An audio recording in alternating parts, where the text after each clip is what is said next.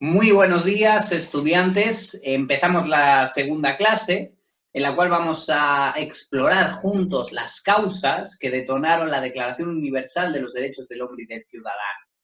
Recordaréis que en la sesión anterior estuvimos revisando un poco qué son los derechos humanos y ciudadanos, qué relación tienen con la dignidad y también cuáles son los problemas que hoy en día los rodean y cómo afirmamos que para entender esos problemas debíamos explorar su origen en la historia. Recordaréis que además en la última sesión os pedí que viajáramos en el tiempo, que nos trasladáramos al París de 1789. No os costará mucho, después de las movilizaciones sociales que habéis presenciado en los últimos años, imaginar una ciudad de París totalmente ajetreada por las marchas de unas clases populares que le exigen al gobierno, al rey de Francia, libertad, pan y justicia. Una ciudad donde por primera vez circulan periódicos como el que veis en el centro de la diapositiva, periódicos como l'Apocalypse o la Chronique de Paris, que llamaban a la insurrección, a la desobediencia e incluso a veces al ateísmo. Imaginaros lo que suponía esto en una sociedad tan religiosa y tan católica como la Francia de ese momento. Por muchas esquinas se comenzaba a escuchar la palabra revolución. Este término anteriormente había sido simplemente utilizado pues, para referirse al movimiento circular de los astros, del Sol y de la Luna. Pero ahora adquiere un significado totalmente nuevo. Cuando los sansculottes, que son los revolucionarios más radicales y más pobres, veis la imagen de un sansculotte en un lateral de la diapositiva, pues cuando estos revolucionarios radicales pronunciaban la palabra revolución, querían referirse, fijaros, a la eliminación total de todas las tradiciones políticas, religiosas y sociales de la monarquía francesa. Hasta tal punto llegaría esta voluntad de romper totalmente con el pasado, que solo 3 años más tarde los líderes de la revolución suspendieron el calendario gregoriano, que es el que todavía usamos hoy, que tienen los meses normales, noviembre, diciembre, enero, febrero, y se inventaron nuevos nombres para los meses, como vendimiario, brumiario, pluvioso, termidor. Ahí tenéis, en uno de los laterales también de la diapositiva, la imagen de un calendario de la época en que aparece el mes, en este caso de germinal, que era un mes que sucedía en la época de primavera y que hacía referencia pues al tiempo de la cosecha, al tiempo de la vida, al tiempo del amor, pero que había eliminado cualquier tipo de referencia a Dios o a la Iglesia. Haceros a la idea de que incluso los revolucionarios comenzaron a contar los años desde uno. Fijaros hasta dónde llegaba la voluntad de romper con todo lo que había existido anteriormente. Pero bueno, vamos a volver a 1789 y vamos a acercarnos a las afueras de París. En concreto, nos vamos a acercar al esplendoroso Palacio de Versalles, construido por los reyes franceses como un verdadero monumento a su propio poder. Irónicamente, allí se reunían el 26 de agosto de aquel año de 1789 los representantes de la nueva Asamblea Nacional. Allí, en la mismísima Casa del Rey, se hicieron eco de las proclamas revolucionarias de París, aprobando la declaración de la que estamos hablando, la Declaración de Derechos del Hombre y del Ciudadano, que se iniciaba, como podéis ver en la diapositiva. Os dejo un momento para que leáis esa apertura tan significativa. Quiero que la leáis vosotros mismos para que interioricéis bien el contenido de este documento tan fundamental para lo que son las democracias modernas en las que vivimos. Os dejo un momento, leedlo bien, leedlo no solo con la cabeza, también un poco con el corazón. ¿Lo habéis leído? Perfecto. Si revisáis minuciosamente los puntos de este documento, que están disponibles en Wikipedia o en la web del gobierno francés, comprobaréis que defiende las ideas más importantes en torno a los derechos civiles y políticos que todavía hoy conservamos, como se explicó en la sesión anterior. La declaración defendía que todos los hombres eran por naturaleza libres e iguales ante la ley, libres e iguales en derechos. También afirmaba que las comunidades políticas existían sobre todo para garantizar la libertad, la propiedad y la seguridad personal de sus ciudadanos. Además de eso, la declaración defendía la libertad de conciencia y de expresión, la capacidad de todo ciudadano para elegir a sus representantes políticos y para ser elegido él mismo para cualquier cargo del Estado. Es decir, todos estos conjuntos, todo este conjunto de derechos que hemos revisado como las claves maestras de la democracia moderna. Además, aprobaba la idea, absolutamente enloquecida para su época, de que la ley no provenía de ningún tipo de mandato divino, es decir, no provenía de Dios, o ni siquiera provenía del rey, sino de la voluntad general de un sujeto político que se acababan de inventar, el pueblo, que tenía un sentido casi equivalente a la nación.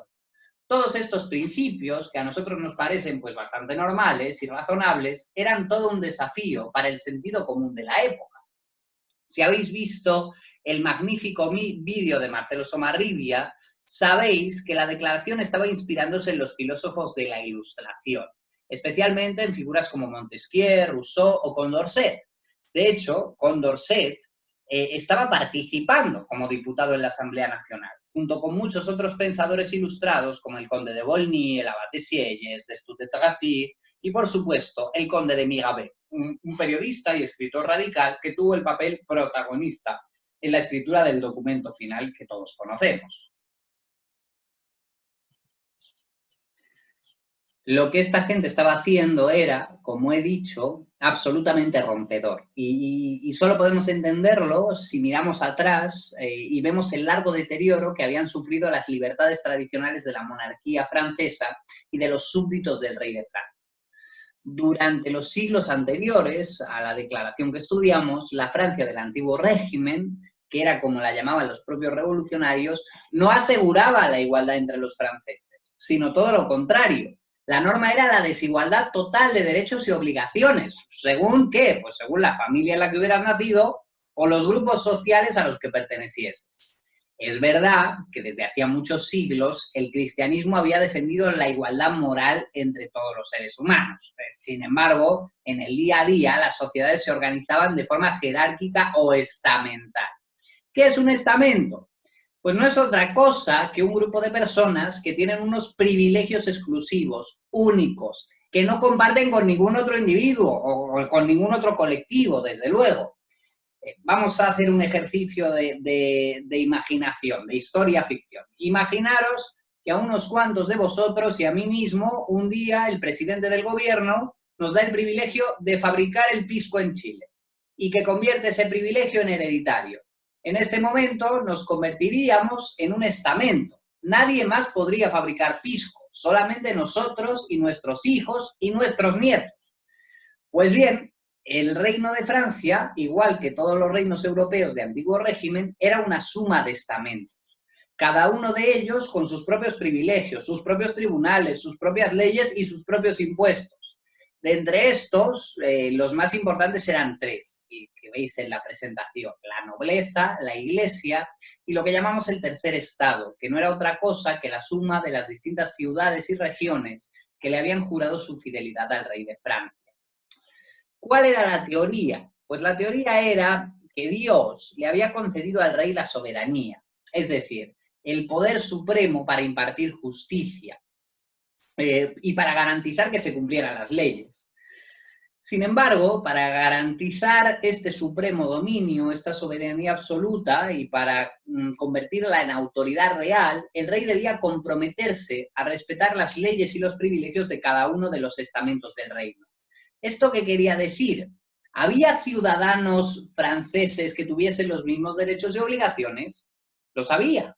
Pues claro que no. No era lo mismo nacer duque de Guisa que nacer campesino en la Bretaña francesa.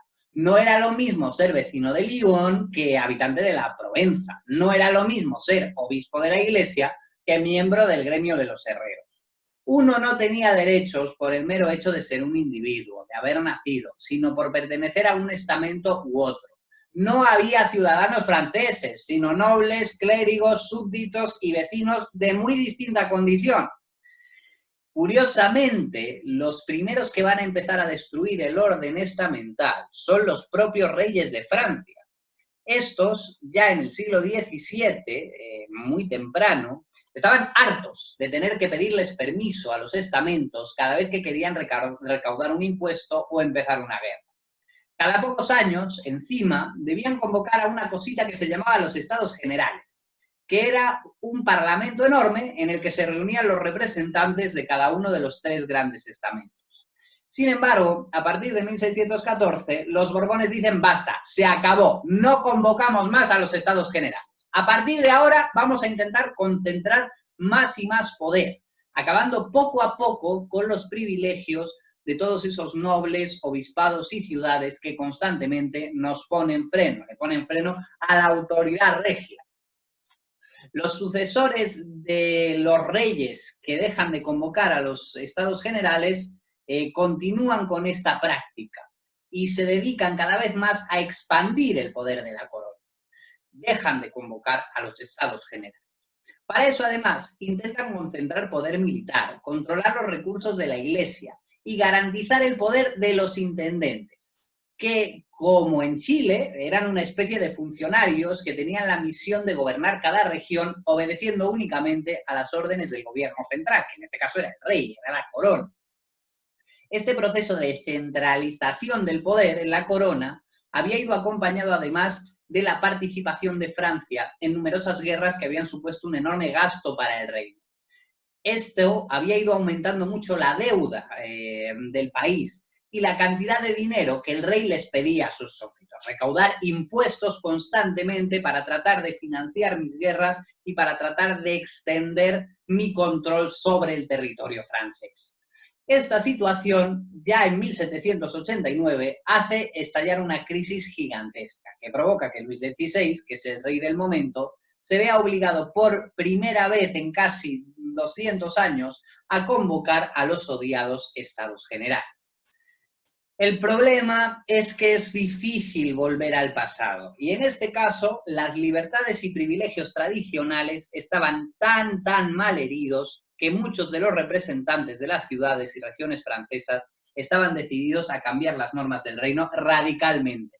Precisamente, esos representantes eran los pensadores ilustrados que terminarían creando la Declaración Universal de los Derechos del Hombre y del Ciudadano. Cuando convocó a los Estados Generales, Luis XVI tenía en mente mantener la organización en estamentos, pero los diputados revolucionarios tenían una idea muy distinta, como hemos explicado. El viejo esquema ya no nos sirve. El rey ya no es el soberano y los derechos no pertenecen a los estamentos, sino a cada uno de los individuos que forman el pueblo francés. Se terminaron los privilegios, se terminaron las desigualdades, se terminaron las diferencias de nacimiento.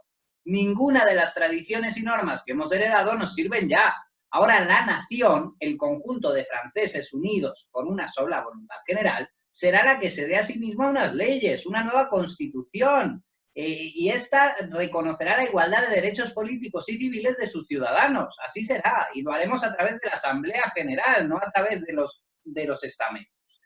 Fueron estas ideas las que llevaron a los Estados Generales a transformarse en la Asamblea Nacional, como decía, y fueron estas ideas las que inspiraron a un grupo de revolucionarios radicales de París a asaltar la cárcel de la Bastilla el 14 de julio de aquel año de 1789.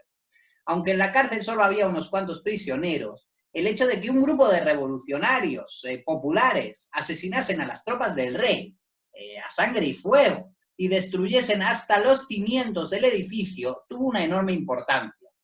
Como esta fortaleza, que había sido uno de los centros del poder de la corona, el antiguo mundo de privilegios y desigualdades estaba siendo destruido hasta sus cimientos, piedra a piedra, adoquín a adoquín.